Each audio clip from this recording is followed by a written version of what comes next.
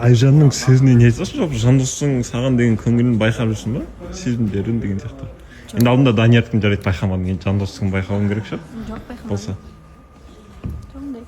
Айтшы бірақ алдында да байқап қалдым, екеуің бір 2-3 парт бойы, жарнама бойы сөйлесіп отқандарыңды. Жай осы жерде қаншамалар талқылап сезімдерін тұсаулап ұстасын дейші. Таншықтар десе. Жоқ, сезімдерін тұсауласын. Мен типажым емес те. Мүмкін типаж жеуші. Қазақта сөз бар ғой. Қымызды кім ішпейді, қызды кім айтпайды. Кім айтпайды. Сол сияқты. Қыз болғанда қызыға. Қарата алмайтын жігіт те бар деген сияқты бар. Если ұлжалғас қарамаймын десе, қарамайды дұрыс па? Соны қазір сұрақ айтты. Көп адамдар подкаст жасай береді.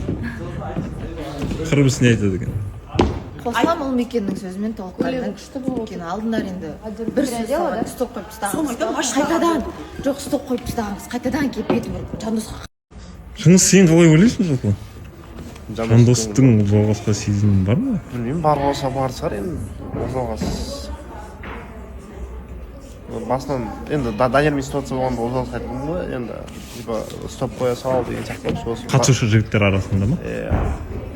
Прям сондай ситуация болады. Енді Ұлжалғасқа да байланысты ғой. Енді қазірден бастап жоқ десе болды, кейін Жандос сөз салып жатқан кезде жоқ, кет әрі демей бірден стоп қоя салса. Оған повод бермеу керек. Повод бермеу. Сенің көзқарасыңдағы. Жалпы квестке болдың ба сен? Жоқ, квестке барған жоқпын. Мен негізі қорқамын ғой квесттен. Сөйтіп ойлағам негізі сол. Барсам Тоқтарға сенім артып барам ба деп сөйтіп кешегі видеосын көрген соң мен ойланып қалдым. Сенген ойым сен болсаң деген жоқ. Сол. Анар сосын айтты ғой, Нұрсұлтанмен барсаң одан бетер қорқасың деп. Реально айтамын, мен негізі ішінде бір қорқпайтын болсам баруға болады да, сол күлгім келіп жатыр да.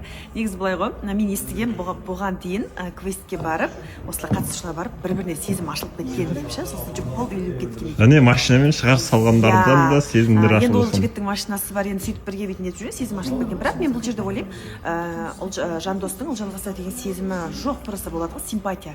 Қызығушылық. Бұл жерде мен ойлаймын, типаж дейді ғой, яғни сол типажына келме. Басында мысалға Айжан сонда асыра сілтеп отыр ма қазір? Енді бізде сөйтіп айтқан кезде төтесіне солай айтамыз ғой, ұнатып жүр деген мағынада сезім бар деген сияқты. Ал егерде былай оның арасын ашып былай қарайтын болсақ, бұл жерде Ана машинада жатыр ғой, сенде болды ма ол? Машинадан өткен жоқ. Мен өзім отдельно таксимен айттым, потому что мына жерде қазір Жандос түсініп отырмын да, екі оттың ортасына қалып тұр да, просто қыздарды машинамен апарып тастағаны үшін кінәлі болып тұр да, негізінде ше. На самом деле қыздар өздері болып отыр ана жерге. Жандос ешкімнің ойынан ұстап, отыр мен машинамен сені апарамын деген ситуация болған жоқ. Бәріміз квесттен шықты. Сезім бар деген нәрсе қандай ситуациядан шығып жатыр? Сезім жоқ қой Жандостың типажында қызым жаңа айтты ғой қайта. Сезім жоқ, типажындағы емес деді. бірақ мына жерде мен Ұлжалғасты түсінбей жатырмын да. Қалай бар солай айту керек. Иә, мен өзім барып отырдым деген сияқты солай істеу керек. Жандос, бана айттың ғой, басында қызығушылық болды, содан кейін сөніп қалды деп. Қандай іс әрекетінен кейін қызығушылығың кетіп қалды Ұлжалғастан? Енді әркімнің әртүрлі таңдауы бар ғой.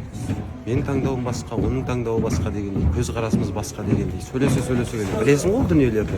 Адам болғаннан кейін, тіл болғаннан кейін сен бәрібір араласасың адаммен, дұрыс па? Сол кезде сен байқайсың ол дүниені. Бірақ тамақ ішкенде осында отқан кезде сұрадық.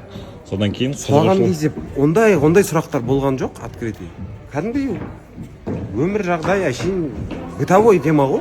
Сол дүниелер болды, сөйлестік, әшейін осы жерде жүріп осы бағдарламаның дүниелерін сараптадық, талқыладық дегендей. Сөйтіп келе қызығушылық жайлап сөнді. Ол басында қалып кеткен дүние. Басында келді, сол дүниеден кейін қалып кетті ол. Болды.